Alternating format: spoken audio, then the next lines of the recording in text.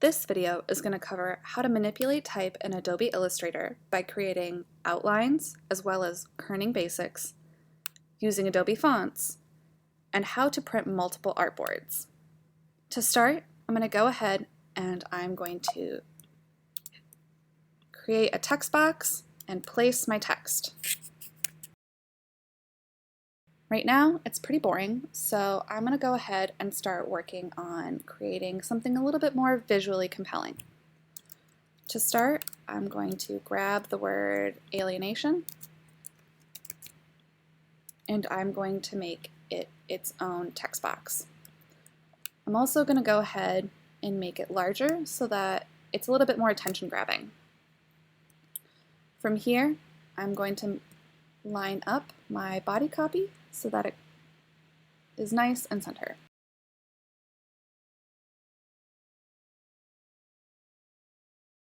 Now, looking at this design, I'm still not really feeling anything super exciting.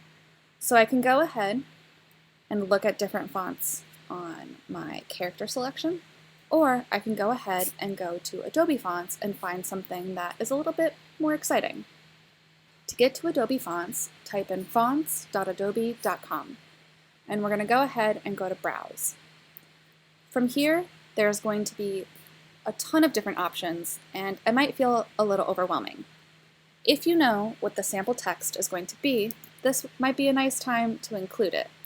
This way, you'll be able to see how the text will actually look in the font that you've selected. If you're working with a language other than English, you can go ahead and select that language here. But we're going to keep it as is. They do have some tags that you might find useful, but for me, I'm not super concerned.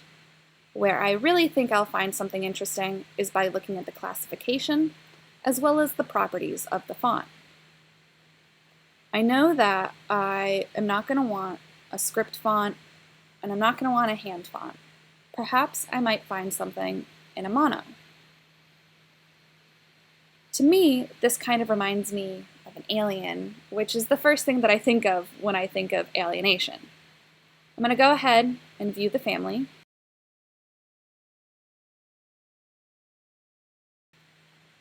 From here, you can see the different fonts within the family, learn more about the designer, get some details about licensing, and more. For all intents and purposes, if I'm working with a client that does not have an Adobe account, I won't even look at the Adobe Fonts options. Instead, I'll go to Google Fonts. Here, everything is going to be free and available for you to use no matter who your client is. I can go ahead, type in the same word, and see what happens to the type. Again, you can go ahead and click the special categories. I want it to be monospace. You could also modify the number of styles, the slants, the widths, etc. For here, I think that I'm going to use space mono. From here, you can select either the specific style or download the whole family. If you're downloading a font from Google, you're going to need to make sure that you activate the font. If you have a Mac, you can simply click the font file and it will prompt you to open it in FontBook. Or if you have a PC, when you open the font, you're going to have to install. It's really quick, super simple, and much easier than when it used to be. Now that I've made my decision, I'm going to go ahead, open my Adobe Illustrator, and make some of those changes. So here I am with my design. I can go ahead and search for the font that I want. You can also take a look at all of the fonts that you already have and filter them out that way. I know that I want a monospace, so I can use this to navigate instead. From here, I'm going to go to space mono because that really resonated with me, and I can go ahead and continue to make some of those changes. So from here, I'm going to make this probably a little smaller. And I might notice that there's some weird spacing with letters on my main word.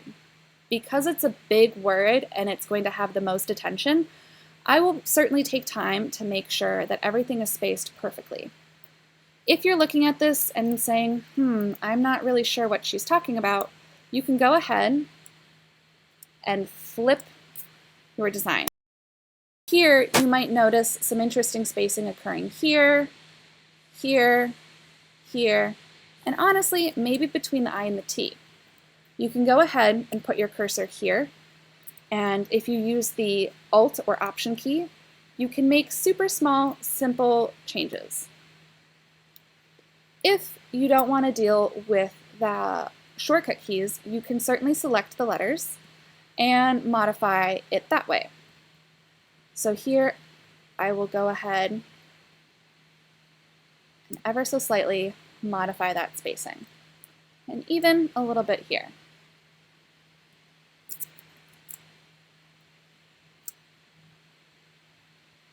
Taking a look now, I really do see a huge awkward space between the T and the I, so I'm going to go ahead and modify that as well. Because a Latin-based alphabet like English is not going to have the same width for each letter, it's not going to be an exact science. It's something that has a lot to do with optics. Honestly, the best way to figure out if something looks right or not is to just practice. But there's also games that will help you figure this out as well. I'm happy with this, so I'm going to keep it as is.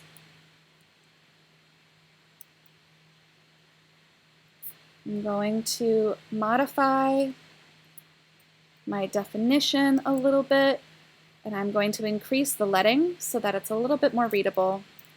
And I might honestly make it a little smaller.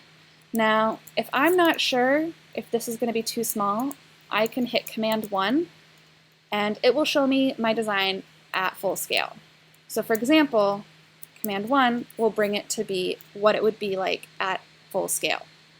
I think this is still readable, but I definitely want to make sure that I don't have IE just hanging off on the end. It feels very disconnected from the rest of the words. So I'm going to go ahead and push it down to the next line. From here, I'm left with a similar issue with the word to. In general, it's a good idea to not have words that are conjunctions like and, but, in, to, for, at the end of a line, just because it feels disconnected from what's happening next in the sentence. Again, I'll go ahead and return it down and take a look at my design. I might go ahead and make it bigger a little bit, just so that I can get it all to fit nicely. Now, maybe I want 9.5. Okay, I am happy with that. I'm going to go ahead and line everything up. From here, I need to really make sure that I show alienation in a way that incorporates typography. I think it would be really cool to have the O be off and kind of removed from everything. Now, there's a couple of ways that you might be thinking you could do this. In theory, you could certainly use the type tool and type the letter O and use the eyedropper to make sure that it's the same size. That's certainly an option. However, you're left with this O still up here. Depending on the design, it might make more sense to get rid of the fill, and then that way the letter is still there and you're able to easily see how it's going to fit in with everything.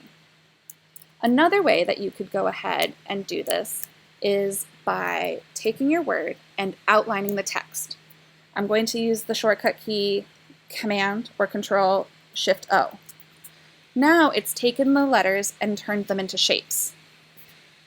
This is going to be really helpful because I can now ungroup it and grab my O and move it down.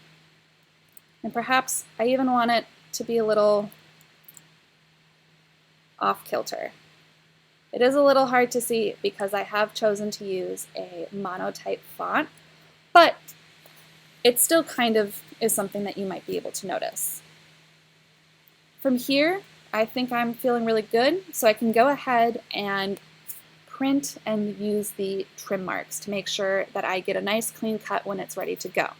Something else that's helpful to know is that if you're working with a client or printer that might not have the font you're using, oftentimes you are going to want to go ahead and outline all of the text. This way, whenever someone opens up your file in whatever program they use, they aren't going to see a bunch of squares or even the wrong font. Again, all you have to do is go ahead and select your text and do the Command or Control-Shift-O.